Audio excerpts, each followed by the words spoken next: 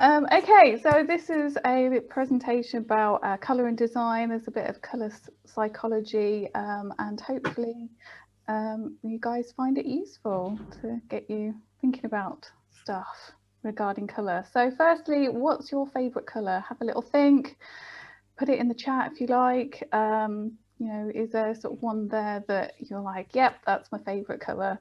It's a very kind of 5-year-old question. My favourite colour was purple, but it's shifted a bit, which is interesting over time. Now, colour is really important, and it does actually have a massive impact on consumer decisions. You know, we judge a product within 90 seconds, and a lot of that decision-making process is on colour alone. So you can see the stats there, 62% to 90% is just on because of the colour, you like the colour. And 84.7% of consumers give colour as the main reason why they bought that product. So, you know, it's not just something nice, it's really key as part of your designs, your marketing, branding, etc. And also if you compare colour versus black and white, so I know we're sort of not doing much print stuff, you know, programs, brochures, etc. But, you know, in terms of like magazines, it used to be in like newspapers, you used to have a choice to whether it was in black and white or in colour. And ideally you want it in colour because they're more likely to be read, it's going to catch your eye.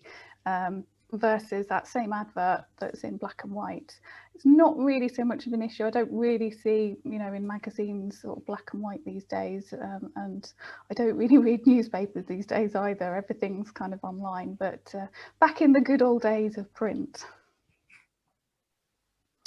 So quickly, what is colour? It's when you have white light coming down and then it sort of reflects off the surface, and your eye picks up on the colour, the light that is reflected up. So if it's a green surface, then all the other colour rays are kind of absorbed by that surface, and it's the green light that bounces into your eye, and then you see it as green, unless of course you've got, you know, colour blindness and things like that. But that's the sort of basic 101 colour theory in terms of how we see colour. Okay, so this is a popular page when I do this presentation, colour association. So these are not hard and fast. If you think back to sort of what your favourite colour is, you know, what was that? So for example, I mentioned I really like purple, or certainly that was my favourite colour. It's sort of deep, creative, regal, fantastical, thoughtful. So that's quite appropriate to some of my own personal characteristics. So if you particularly like red, so for example, Ashish has got a big red wall behind him, his branding is red, it's all about energy, hunger, passion, power, attention. So have a little look and see, you know, what your thoughts on that. These aren't hard and fast, you know, they are down to both personal and cultural associations, but these are a sort of general, broad, sweeping, you know, meaning behind them. You also have the different shades of colour, so going from the kind of the lighter tones of the colour down up to the sort of darker shades, and within that there's going to be different meanings. So you've got some different examples here. So often we kind of think as pink as quite maybe a feminine colour, however we've got LG and game, which are kind of more electronic based you know, businesses. You've got T-Mobile, which is I guess sort of, you know, that mobile phone. So yes, you've got Barbie there, you've got Pink Floyd, you've got all sorts there. So it's you might think, oh well, that color means X, but if you dig a little bit deeper, you know, you can find a shade of color within that, you know, that a particular tone of that color that could work for your business, and will kind of mean what you need it to. You've also got different colour combinations, so you haven't just got like one colour on its own. You've got, I can never say this, analogous, I don't know if I'm saying it right, which is just basically means it's within the same sort of segment of the colour wheel. So you've got BP as an example here. Complementary is when you've got other sides of the opposite sides of the colour wheel. So IKEA is a good example. So blues and yellows are a very popular sort of colour combination, and triadic where they're sort of somewhat, you know, 3 across. So you've got Burger King as an example. So we've got some brand colour examples here. So you've got sort of things like Kellogg's in red, you've got Fanta in orange, which makes sense, you know, because the sort of the core flavour is orange. What else have we got here? We've got HP, and a lot of technology based stuff tends to be blue. And then you've got sort of various black ones. You've got silvery stuff, so you've got like Mercedes there, Apple, and then you've got some multicolored ones like Google, etc. So there you go. So and the different colors will have different kind of general, again, broad meanings behind it. So often yellow tones are very kind of optimistic, warm, you know, they're quite a friendly tones when you sort of go into those warm tones.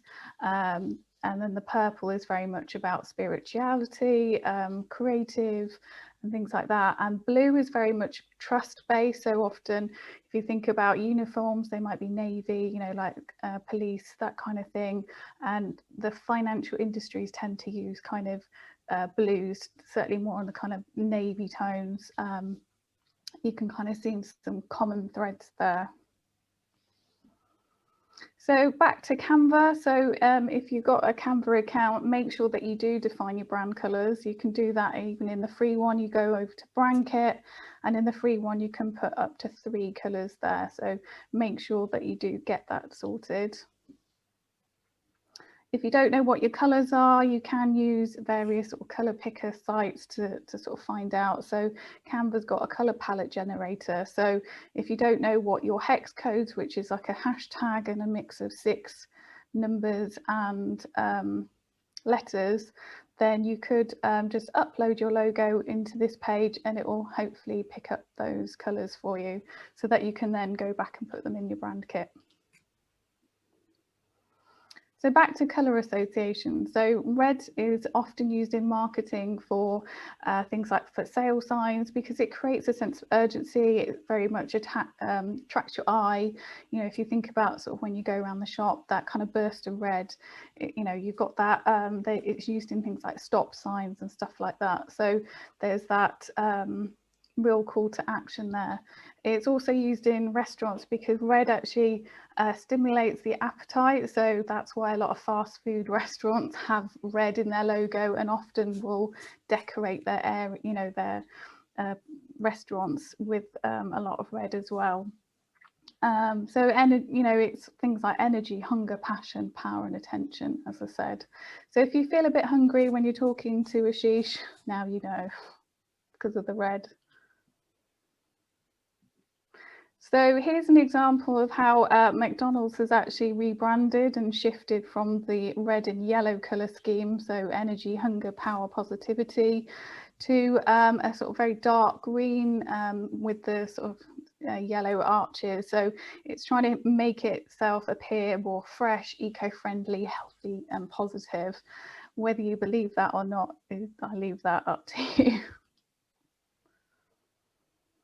And as I mentioned, you've got cultural association. So for example, the colour white in the West, it's very much about purity. So, you know, women will get married in a kind of white shaded a wedding dress. But in Japan, it's very much associated with death. So considering, you know, whether you're operating on a global, you know, international doing business, or whether you're just very much kind of within Europe, etc., will you know, affect sort of maybe considering what colours you're using, both in your branding but also how you're marketing.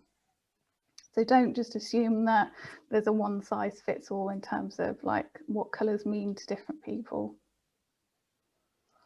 So colour also helps to sort of convey a feeling and tone. So for example, here on the left, we've got sort of very sort of soft color palette here, and it's very sort of childlike, because it's for this sort of Little Flyers Learning Centre. So they're very soft and sort of cuddly and fresh, versus these sort of very dark kind of natural tones, I suppose, are quite autumnal for this Athena Art Finance. So you can see with the way that it's used in combination of the design of these two websites, but it's the colours that you immediately kind of take in first, and then you sort of see all the other bits.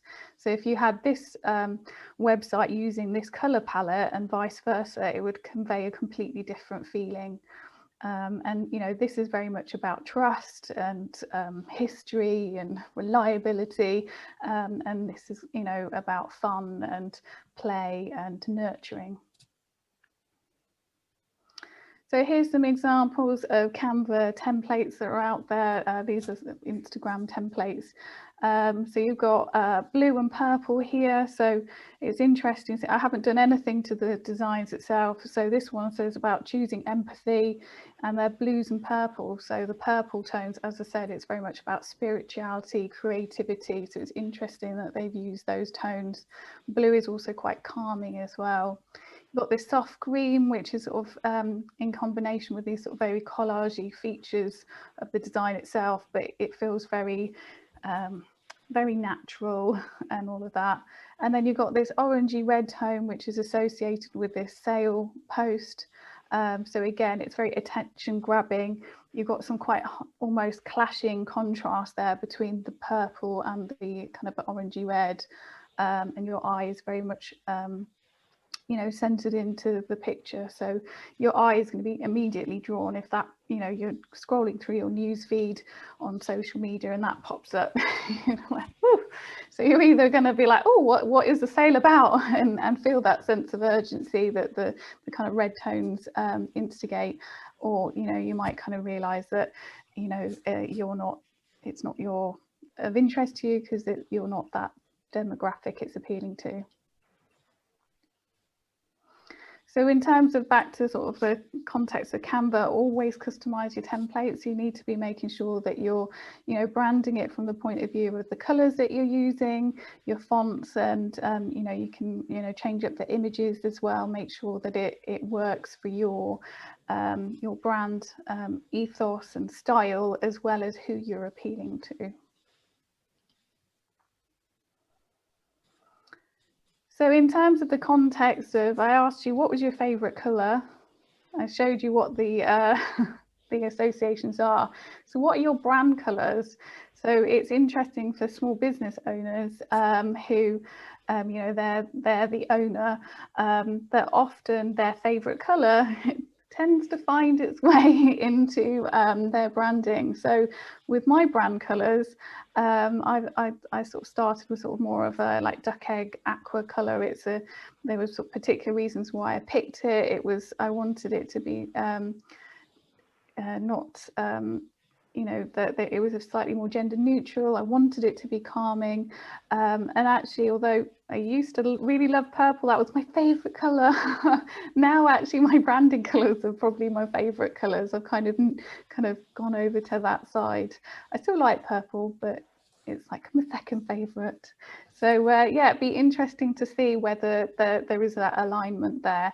And often when I did this talk for another group, they found that they had intuitively picked colors for their brands that did fit, you know, their market. They might need to tweak the shade a little bit. Maybe sometimes they weren't quite happy with it. It needed a little bit of tweaking. But overall, interesting enough, often, you know, they had picked colors that kind of worked, you know, when you looked at the meaning behind. So based on that, would you say that the colors of your brand fit with the brand ethos of your company? Out of interest there. And that's just my kind of call to action. join my Canva group. I do a free Q&A call on the fourth Wednesday of each month. So yesterday we had a talk all about printing, and I had a guest expert. So if you want to come along next month, it's like I said, on the fourth Wednesday of the month. It's going to be more of a general Q&A on Canva design, branding. So if you're working on something, feel free to join that. All the details are shared in there, and I think that's everything. So I will stop sharing. Brilliant. Thank you, Louise. Has anybody got any questions? What does everybody think about? Sarah's got one. Sorry, missed that. I'm just interested that when people come to you, do they sort of know already why they want their colours or their particular colours, or do you ask them what they're like and then suggest colours? Which way around is it, or is it a mix? So in a branding process, I have a logo questionnaire, and one of the things that I ask is what colours do you like and don't like? But as part of picking the sort of shades and combinations, that's where I consider what will work for attract their clients. So I want them to be happy with the colors, and that that it's maybe using their favorite color, but you still have got room to play because of the different tones and shades within that color. So you can, if it's a green, for example, you've got everything from a really fluorescent, vibrant lime green, which is very kind of youthful, energetic, fun, playful, to a very dark green that is sort of could be quite serious. And I also try and break the rules a little bit. So if someone's like in financial stuff, or the kind of the more cliche is to have kind of a very blue based logo, I kind of want to help them see maybe like some other options there as well. Or it can be about, again, the combination of colors. So it could be that the base color is the navy, but it's about a pop of another color that brings a different energy to it. So you can have quite a lot of fun with it. I don't tend to kind of present a color palette and go, and this is why, because of the color theory, because I think it's more about the standalone thing that I think innately we pick up on what the colors mean when you see them together in context. Fabulous, thank you. Thank you. Any other questions? Everybody's now busy thinking about the colours of their brand and what they represent now, probably. So thank you. Really interesting. Good. There's quite a few kind of favourite colours of like blues. As she said, red. I knew that. Purple, green, red. Yeah. Interesting, Darren, that your favourite colour is red, but your branding is sort of blue and grey, isn't it? Yeah, no, we had quite a few chats with the person who did my logo. I love red, but I don't think it really works for a gym. So yeah, so this is where it's a really good example of that you have your own favourite colour as a business owner, but you've taken on board what the context of your consumers, your clients. So when I'm working with sort of small businesses, it's nice to kind of make sure that both are ticked, but it's not always the case. So it's good that you've considered the context of where your logo will be and the people going there. Yeah, or the people I work with, they're interested, they're fascinated by the data.